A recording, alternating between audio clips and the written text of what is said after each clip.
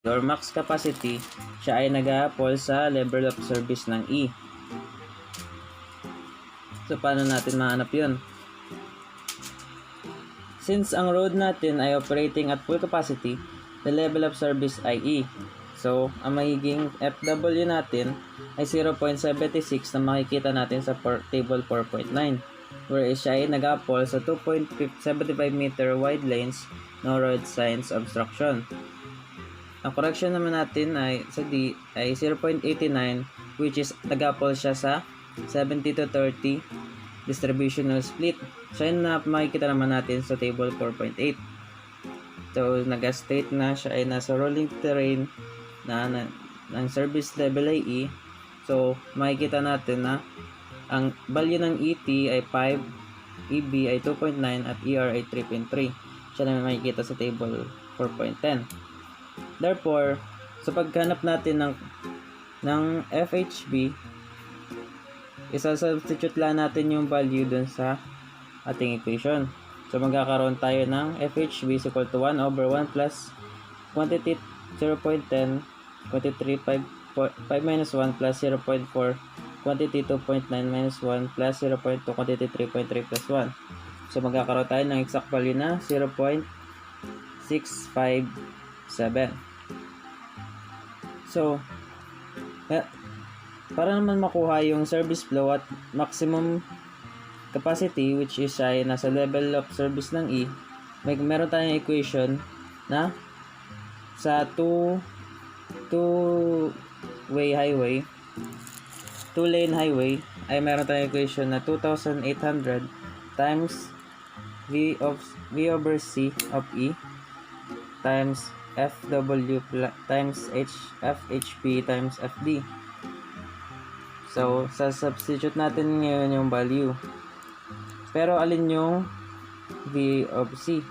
Siya yung nag-a-fall siya sa 40% ng passing sa rolling terrain. So, siya yung makikita sa 4.11, table 4.11. So, substitute na natin yung value SF of E is equal to 2,800 times 0.92 times 0.76 times 0.66 times 0.89 is equal to 1,149.99.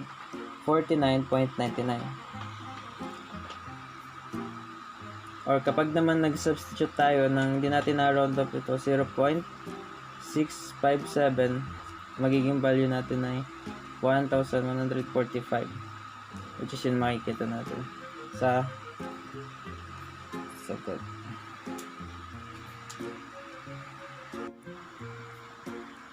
Example 4.5. Determine the level of service provided by a two-lane highway with a peak or volume B. Peak or volume B is equal to 1,200 and peak R factor of 0.8. No passing is permitted on the highway. The directional split is 60/40 in favor of the peak direction. Both lanes are 12 feet or 3.65 meter wide and 4 feet or 1.22 meter clearance on both hard shoulders. The percentage of the various heavy vehicle types are PT is to 10%, PB is equal to 4%, and PR is equal to 2%. Then the terrain is level. Yan. Yan yung mga given natin. So, meron tayong equation na SF is equal to V divided by PHF. Yan. Ang volume natin ay 1,200.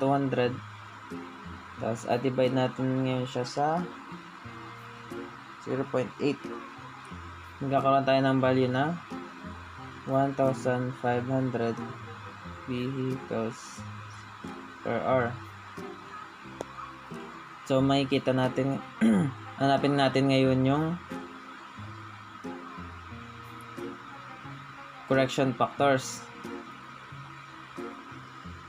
Sa FD, meron tayong 0.94 na sa BI nag-fall siya sa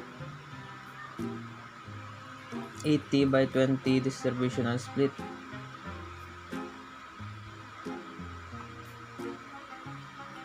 Yan.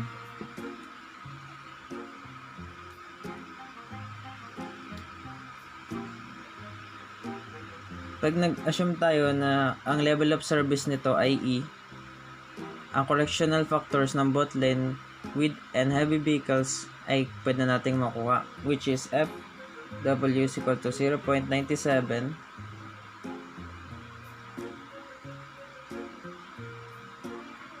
kasi 3.65 wide lanes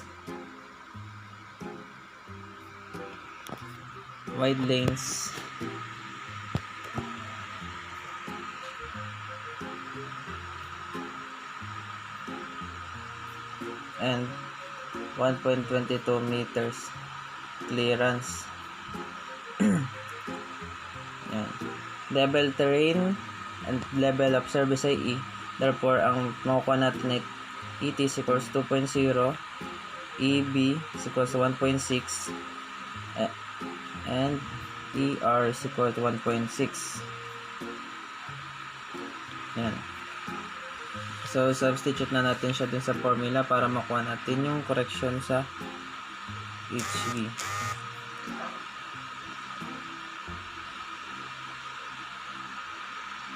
Which is 1/1 plus 0.10, 1 plus 0.404 times 0.6 plus 0.02 times 0.6. May makuha tayong bali na 0.88. Then, para makuha natin yung actual level of service niya, magkakaroon tayo ng formula B equal to yung kanyang service flow divided by 2,800 times FD times FW times FHV. Ito yung magiging 1,500 divided by 2,800 times 0.94 times 0.97 times 0.88. Nagkakaroon tayo ng bali ng 0.65. Therefore, ang assumption natin na ang level of service niya ay E. Ibig sabihin, tama ang ating assumption na itong 0.65 ay nag-fall sa level of service ng E.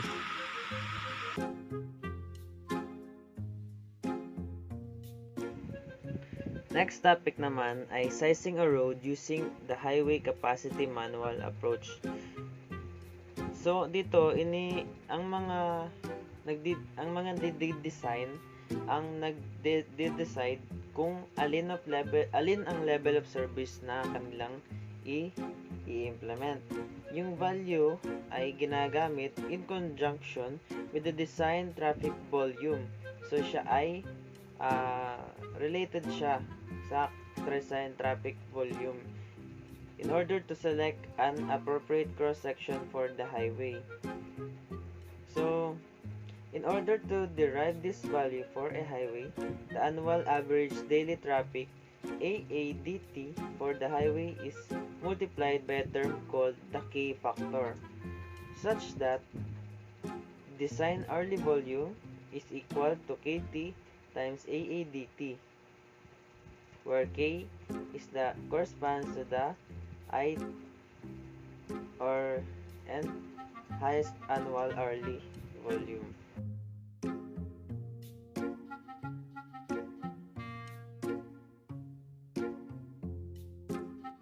Typical values for roadway are K1, the value corresponding to the highest hourly volume, 0.15, and K30 corresponding to the 30th highest hourly volume, which is to 0.12. If the K1 value issued, the road will never operate at a greater than capacity, but will have substantial periods when it operates at well under constructing at well under capacity, thus representing to some extent a waste of the resources spent constructing it.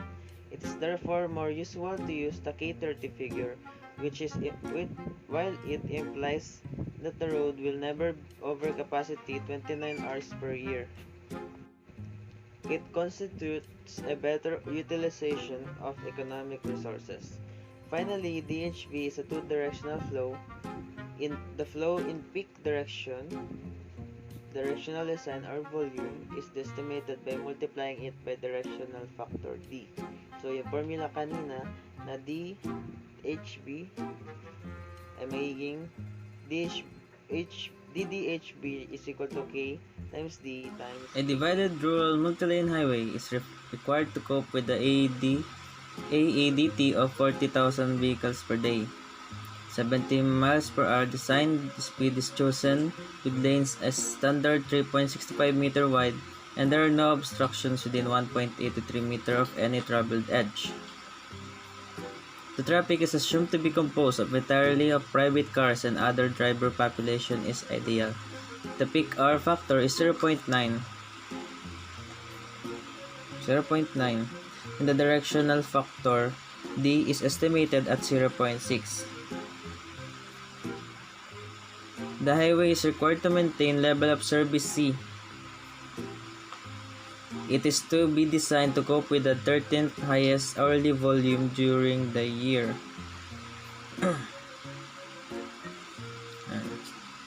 Calculate the required physical extent of the highway, the number of lanes required in each direction. So, ang hahanapin ngayon dito ay yung N. So, first, hanapin muna natin yung DDHV, which is K times D times AADT. So, substitute na lang natin yung 0.12 times 0.6 times 40,000. So, makukuha tayo 2,880 vehicles per hour. Yan. So, pagtapos dun, makukuha na natin yung service flow, which is service flow is equal to volume divided by PHF. Ito yung magiging 2,880 all over 3,200.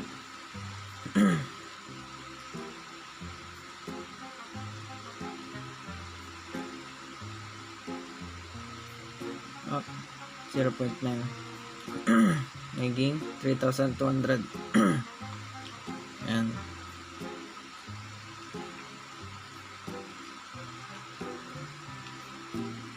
Vehicle per hour. Para makuha natin yung required number of lanes, next is estimation of AADT for a rural road and its year of opening. Selection of appropriate layout for a rural road requires that the high and low forecast for the opening year is estimated. This is undertaken using the factors supplied. Table 4.13 are used in conjunction with present-day AADT figures to produce future flows. These are then matched with the appropriate AADT range in table 4.12 in order to choose the right carriageway type. Traffic growth factors were issued in COBA manual. This document contained traffic growth profiles over the years. So, ito yung laman ng table 4.12. Flow range for different classes of rural highways. So, carriageway type, kapag siya ay single 2-lane, 2 by 3.65 meter, siyang AADT range ay up to 13,000. Quality of access naman niya ay restricted access, concentration of turning events. So, kapag naman siya ay dual 4-lane motorway, ang range niya ay 52,000 to 90,000, at ang quality of access niya naman ay Motorway Restrictions. Apply. Traffic was split into the following categories: cars, including axis, minibuses, and camper vans; light goods vehicle or LGV; other good vehicle o OGV. 1. Ito yung all goods vehicles with either two axles with twin rear tires, 3 axles rigid or miscellaneous vehicles such as ambulances and tractors. Sa other goods vehicles naman ay all goods vehicles with either 3 axles articulated or 4 or more axles rigid or articulated. Then, buses and coaches, PSP. Buses and minibuses with a capacity for more than 6 passengers.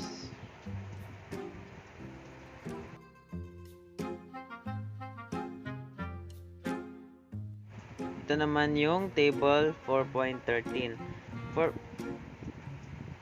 Ito ay nagbigay ng mga traffic routes from 1997 to 2031 for the above 5 categories, yung mga cars kanina.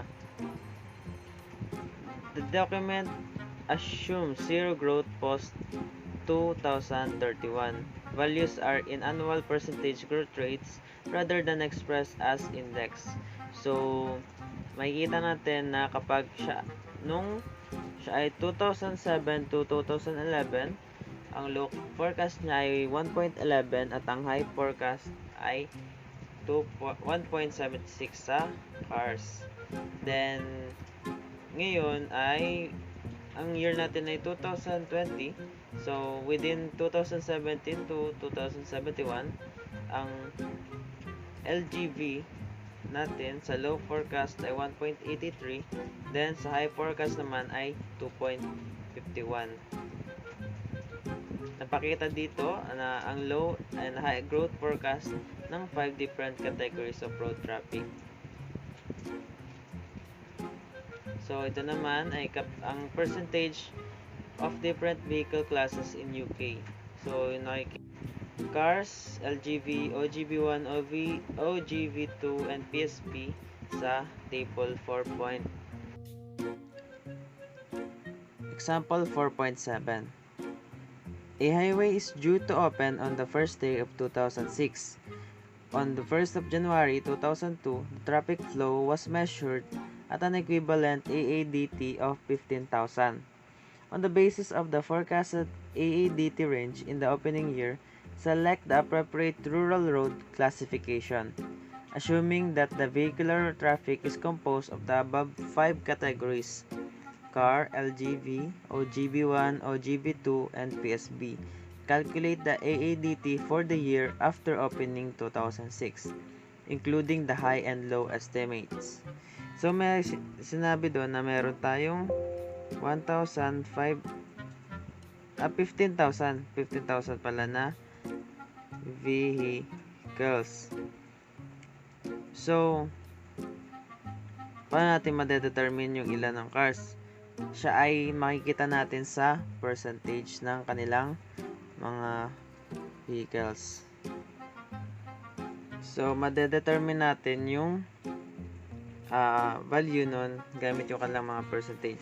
So, ito ay 83% of 15,000 was 12,450 cars. Then 9% of 15,000, 1,350 LGVs. Then 600 OGV1s, 450 OGV2, then lastly 150 PSVs. Yan. Next naman, magde-determine naman tayo ng kanilang mga high growth from 2002 to 2006. So magsisimula tayo sa 2002 at sa cars muna. High growth from 2002 to 2006 is equal to 12,450 times 1 plus 0.00195 raised to 4. Bali na ito ay 134 50. Then sa low naman, ito ay magiging 12,450 times 1 plus 1, 0.0131 raised to 4. Ito ay makikita natin dun sa table 4.11. Yan.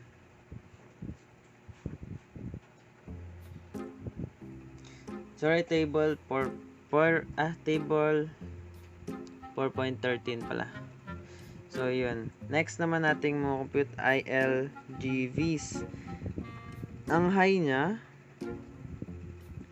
ay 1,350 times 1 plus 0.258 raised to 4. 5. Low 1,350 times 1 plus 0.193 raised to 4. 1,457. Sa OGB ones, ang high niya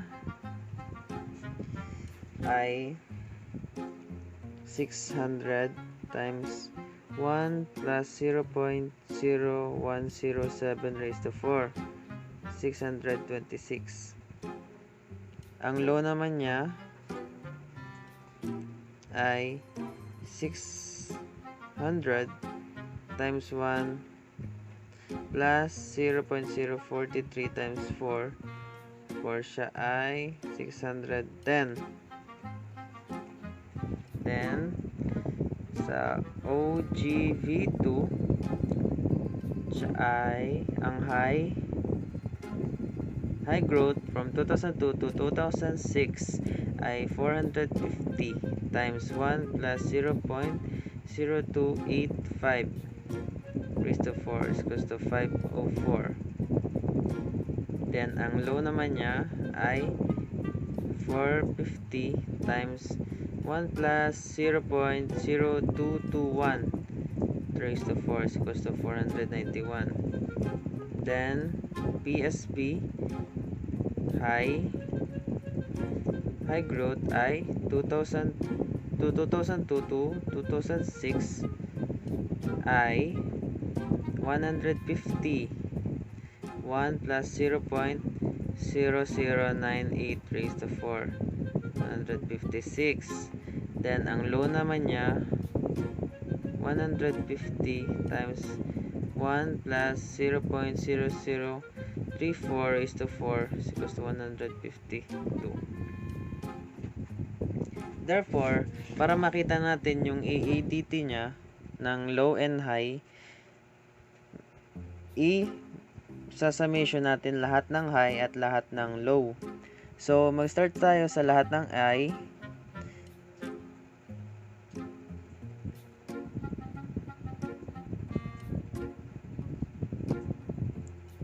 Ito ay 1,3,450 plus 1,495 plus 505 plus 155. Therefore, ito ay 1,6,231. Then, sa low naman,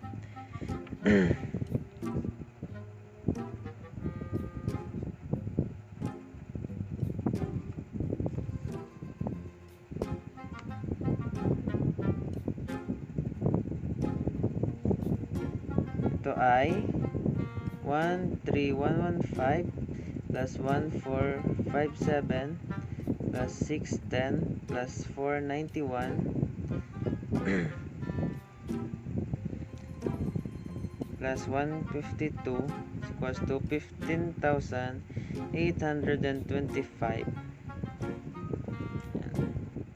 So, pinapakita dito na ang range natin ay from 10,000 to 18,000 ay magiging appropriate na standard. Ito yung makikita natin sa table 4.12.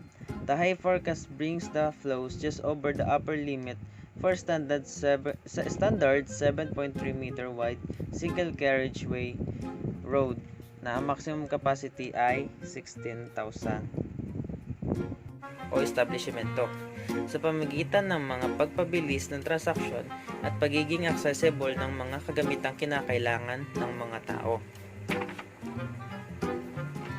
Sa microscopic na pananaw at paggamit ng isang Marinduque setting, ang probinsya ng Marinduque